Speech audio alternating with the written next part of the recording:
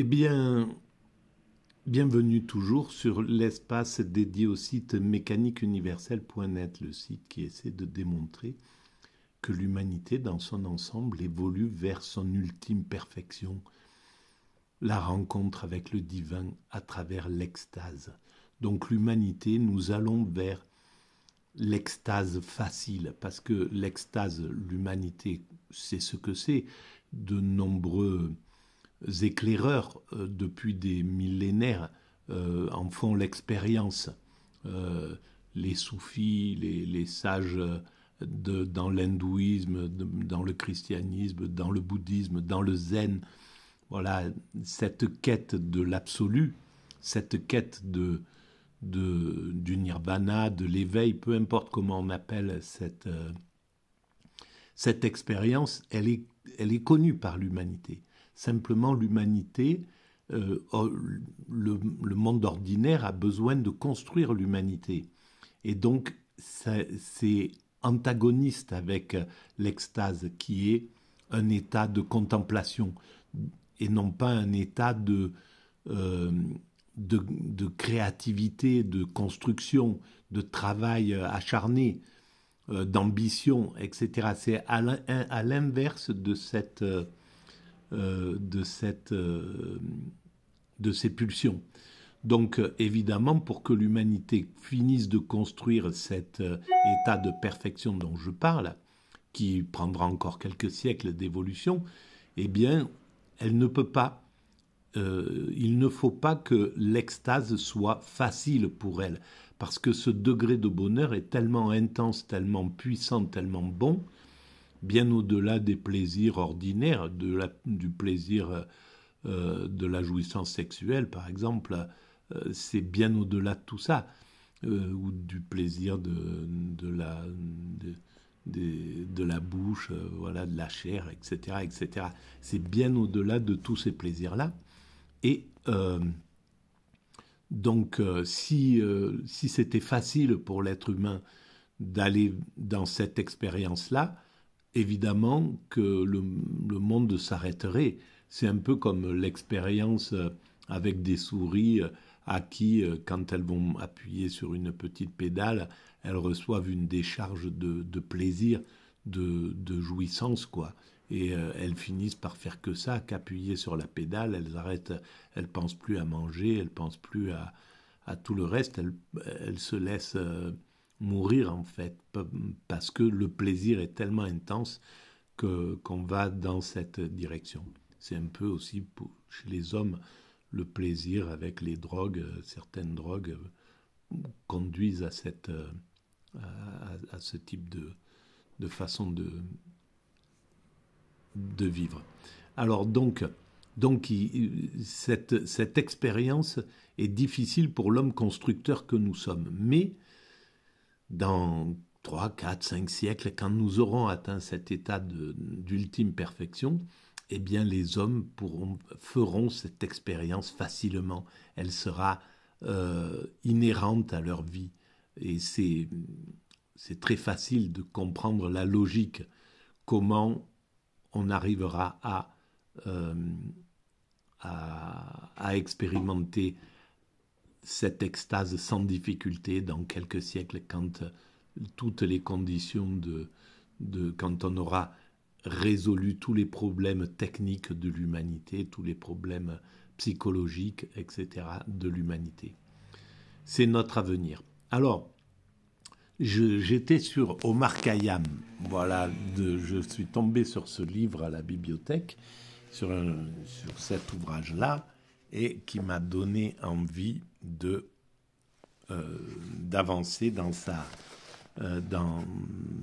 pensée. Et là, je me rends compte, j'ai lu encore quelques quatrains, je me rends compte à quel point il y a une puissance créatrice, une beauté, c'est magnifique, quoi. C'est de la haute mystique. C'est au-dessus, bien au-dessus de la religion ordinaire, quoi. Hein.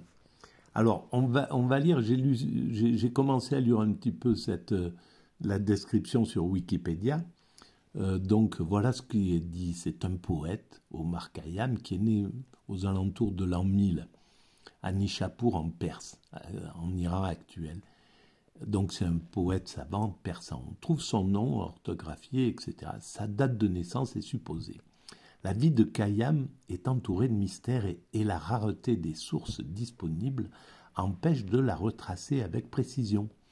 Des chercheurs pensent généralement qu'Omar Khayyam est né dans une famille d'artisans de Nishapur, le nom de Khayyam du persan Ayam en arabe. Ayami, fabricant de tentes, suggère que son père était fabricant de tentes. Donc il passe son enfance dans la ville de Bali, où il étudie sous la direction du tchèque Mohammad Mansouri, l'un des savants les plus célèbres de son temps. Voilà, en 1074, il est invité par le sultan Jalal ad-Din à Ispahan pour entreprendre la réforme du calendrier solaire, à laquelle il consacrera 5 années, et organiser des observations astronomiques. À la mort de Malisha, il tombe en disgrâce. Il est possible que certains de ses poèmes non orthodoxes en soient la cause. On peut le comprendre à la lecture de cela, qu'il a vraiment bousculé les esprits de l'époque, parce qu'il les bouscule encore, il bouscule les esprits actuels. Donc c'est là où les génies transcendent les siècles, les millénaires. Platon et bouscule les esprits actuels, etc., etc., et Plotin bon, bref, voilà. Donc il tombe en disgrâce. Il est possible que certains de ses poèmes non orthodoxes en soient la cause. Pour couper court à tout soupçon, il entreprend alors un pèlerinage à la Mecque. Mais je pense que c'était un grand mystique. C'était pas simplement, il était révolté par certains comportements des religieux qui ne comprenaient rien à la mystique, évidemment. Et bon, aujourd'hui, c'est la même chose. Quand on voit les Américains qui partent en croisade pour le bien, en se faisant passer pour des chrétiens, par exemple, ou c'est une honte, c'est catastrophique, et donc c'est révoltant. Moi, j'ai rien de commun avec ces êtres humains-là. Voilà, avec leur comportement, je veux dire, pas avec les êtres humains. L'être humain, il est toujours... C'est un saint qui s'ignore en réalité, tous. Donc, on le retrouve ensuite à Merv, alors capitale de l'empire de Seldjoukide. Il finit ses jours à Nishapur, où il vit en reclus les 20 dernières années de sa vie. Alors ça, c'est quand même incroyable. Voilà, et je pense que c'est une bonne chose de finir comme ça, en reclus à la fin de son existence. Ses poèmes sont appelés rubaiyat, ce qui signifie quatrains. Les quatrains de Khayyam, souvent cités en Occident pour leur scepticisme, recèleraient, selon Idriss Shah, des perles mystiques. C'est ce que je pense tout à fait. Faisant de Khayyam un soufi, c'est ce que je pense aussi tout à fait. Quand on a lu un peu les poèmes des soufis, quand on connaît un peu la vie des soufis, il y a un livre qui est extraordinaire de Meyerovitch, de Eva de Meyerovitch, soufi, sur le soufisme. Je vous le conseille absolument si vous vous intéressez à ça. C'est un livre de chevet, voilà, s'endormir avec ces visions. Et je pense que les quatrains d'Omar Khayyam peuvent faire exactement la même chose, nous donner des nuits paisibles et douces. Voilà. Donc, les quatrains, donc, pour leur scepticisme, recèleraient, selon Idriss Shah, des perles mystiques, faisant de Khayyam un soufi. Il aurait prôné l'ivresse de Dieu et se disait infidèle mais croyant. Voilà, exactement ça. Infidèle mais croyant. Parce que fidèle, qu'est-ce que ça veut dire? On peut être fidèle quand ce qui est enseigné, ce qui est prôné, d'ailleurs dans l'islam c'est le cas, on peut être, ou dans le christianisme, ou dans le judaïsme, on peut être un fidèle des préceptes magnifiques qui peuvent être proposés, mais pas et être infidèle des préceptes les pires qui peuvent être proposés. Parce qu'il y a deux lectures, il y a la lecture pleine d'amour des textes sacrés, et puis il y a la lecture guerrière des textes sacrés. On peut faire dire ce qu'on veut, mais même de la mécanique universelle, hein, de cette théorie, on pourrait très bien... voilà, Nietzsche a été repris par des antisémites alors qu'il était à l'opposé de ça. Donc, c'est pas le texte tel qu'il a été écrit. Quand il a été... Ce qui est à rattacher à l'époque dans les livres sacrés qu'on retrouve dans le judaïsme, le christianisme ou l'islam, des passages difficiles, durs, violents. Mais ça, un grand mystique, il glisse là-dessus, il le remet tout de suite en situation. Il sait très bien que ça appartient à autre chose, à des événements de l'époque. Mais donc il s'intéresse qu'à la grande mystique qu'il y a à travers les ouvrages sacrés. Et c'est dégoûtant quand des philosophes utilisent ces textes-là, occidentaux actuels, pour dénigrer une religion, ou même des écrivains. C'est dégueulasse, en somme. Parce que c'est juste pitoyable, parce que ça veut dire qu'ils ne savent pas lire les métaphores.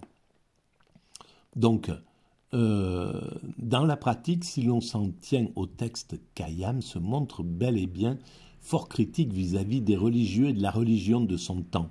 Quant au vin, dont la mention revient fréquemment dans ses quatrains, le contexte où il se place constamment, agréable compagnie de jeunes femmes ou des chansons, refus de poursuivre la recherche de cette connaissance que Khayyam a jadis tant aimée, ne lui laisse guère de latitude pour être allégorique.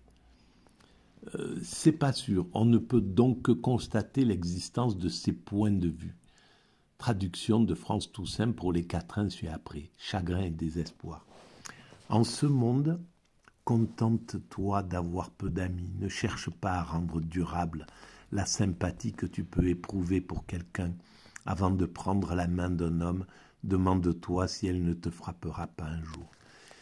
Alors, c'est clair que des textes comme ça, il y en a beaucoup et il y a une sacrée sagesse de pensée. Tout conduit à la contemplation, à ne pas s'attacher aux choses, mais je pense que quand il parle d'ivresse, quand il parle de vin, quand il parle des plaisirs, de la chair, etc., vraisemblablement il les a vécus, il a vécu, c'est peut-être toutes ces choses-là. Mais quand on est dans la mystique comme lui, c'est vraiment allégorique, c'est vraiment symbolique, c'est autre chose. L'ivresse, elle est à un autre degré. Et donc, je voulais lire comme quelques petits passages de ces quatrains-là. Comme l'eau court dans le ruisseau et le vent dans la plaine, un autre jour de mon séjour s'est écoulé. Pardon, excusez-moi. Comme l'eau court dans le ruisseau et le vent dans la plaine, un autre jour de mon séjour s'est écoulé. C'est beau, un autre jour de mon séjour s'est écoulé. Ça veut dire qu'il avait une conscience totale de l'existence, du moment qu'il vivait, de chaque jour, de chaque heure qu'il était en train de vivre.